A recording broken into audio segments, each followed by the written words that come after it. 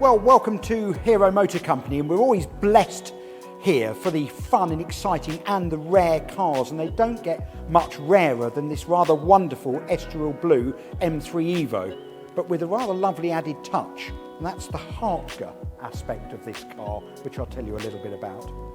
So everybody, of course, has heard of Alpina, and certainly most of you will have heard of Schnitzer, and a lot of you will have heard of Hartge, but there's no doubt Hartge is one of the less well-known German tuning companies. But that said, they were a major player, and they did great things with many BMWs over their long career, 1971, but unfortunately we lost Hartge in 2019. So Hartge breathed their magic on this with Hartge suspension, that's springs and dampers, fantastic Hartge exhaust system.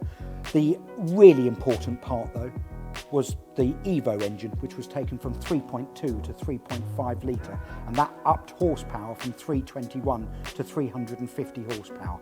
That made this E36, the power to weight went right up. What a quick car, incredibly fast.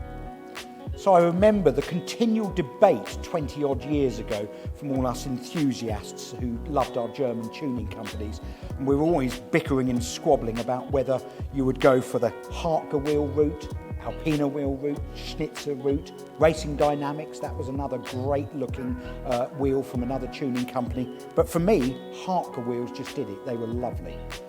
It's been wonderful having it in the workshop, and it's been with us for quite a long time. We've been working closely with the owner, who's a great chum of ours here at the Hero Motor Company, and he's got a wonderful collection of cars, of which this Hartge 3.5 M3 is now going to join the rest of his cars. But we had to get it to the standard first that would fit into his collection. So it's been about a 3-month project. Underside, everything out, subframe, suspension, exhaust, fuel tank, diff, everything. Underside of the car completely taken back to bare metal, and then all the original product and colours put back on the underside of the car.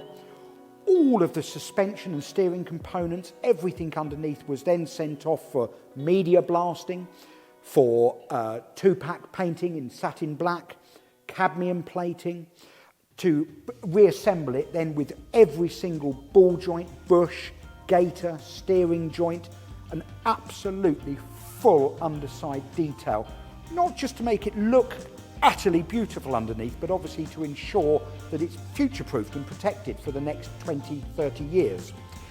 Every single fuel hose, coolant hose, brake hose, every bit of rubber, prop shaft coupling, prop shaft centre bearing, gearbox, rear gearbox oil seals, differential oil seals, bit of vapour blasting as well on some of the aluminium components, just to lift it to that as-new level that he wants for this car to be part of his collection. We're absolutely thrilled with how it's turned out. I hope you enjoy it.